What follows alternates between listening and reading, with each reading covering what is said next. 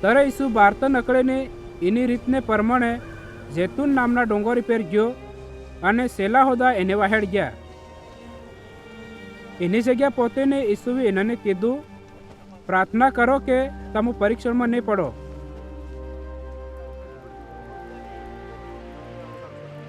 અને ઈસુ પોતે એનાથી અલગ થોડેક સીટી ગયો અને ડેસોણ માંડીને પ્રાર્થના કરવા માંડ્યો, હે બા પરમેશ્વર, અગર તું ચાહે તે એના દુઃખને મારી કનહું સીટી કર દે. તે હદો મારા કહેવાને પ્રમાણે નહીં પણ તારી જ મરજી પ્રમાણે થવા દે. તરે હરગમહો એક દૂત એને બળાયો અને એને સામર્થ આલી. ઈસુ ઘણો દુઃખી થઈને હજુ એને વધારે પ્રાર્થના કરી અને એનો પર્યો લુઈને ટીપોને જેમ જમીન પર ટપકતો હતો.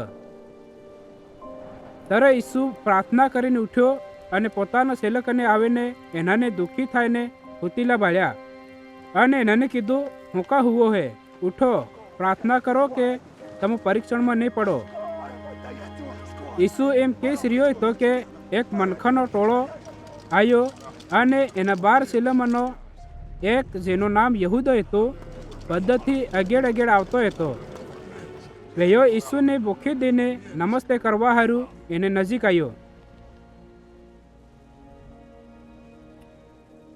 ત્યારે ઈસુએ એને કીધું, હે યહૂદા, હું તું ગળે મળીને મન માણસના બેટાને હવાડે હે?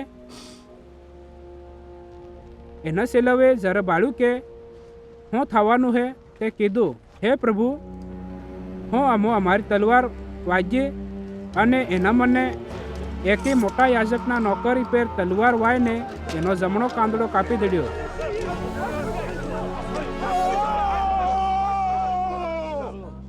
પણ ઈસુએ કીધું, આવું રહેવા દો, અને એના કાંદડાને અડીને એને અસલ કરી દીધો.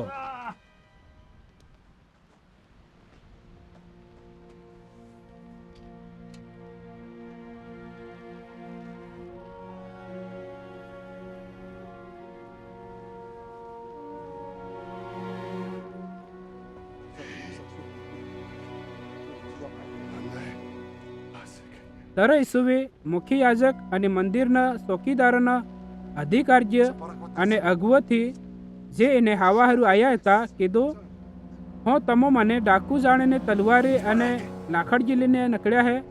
જરા હું મંદિરમાં દરરોજ તમારી હાથે હતો તે તમે મારી પર હાથ નહીં નાખ્યો, પણ આ તમારી વખત હે અને ઇંદારાનો અધિકાર હે.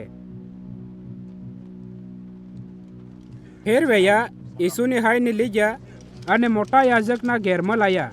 પતરસ સીટી એનાને વાહે ચાલતો હતો અને જરે વૈયા આંગણામાં આગ હળગાવીને તાપતા જાયને ભેગા બેઠા તે પતરસ સુધો એનાને વશમાં બેહી ગયો.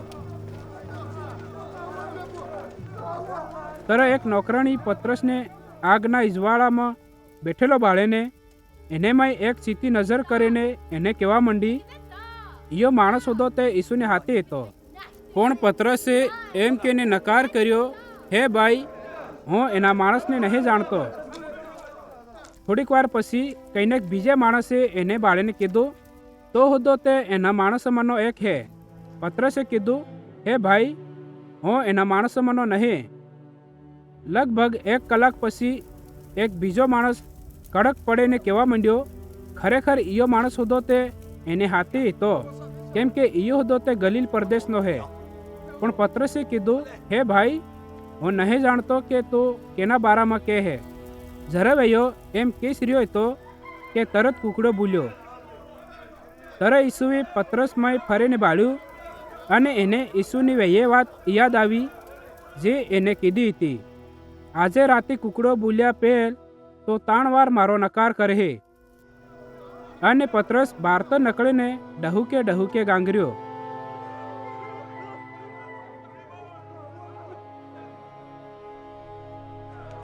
જે માણસ ઈસુને હાદીલો હતા વૈયા એનો ઠઠ્ઠો કરીને મારવા માંડ્યા અને એની આંખે ટોપીને એને પૂછ્યું, ભવિષ્યવાણી કરીને વતાડ કે તને કેને વાદું.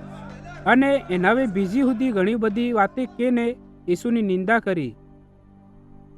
જરા દાડો ઉગ્યો તે યહૂદી મનખાના અગુઆ અને મુખ્ય યાજક અને મૂસાનો નિયમ હિકાડવાવાળા ભેગા થયા અને ઈસુને એને મોટી સભામાં લાવીને પૂછ્યું, અગર તું મસીહ હે તે અમને કહી દે.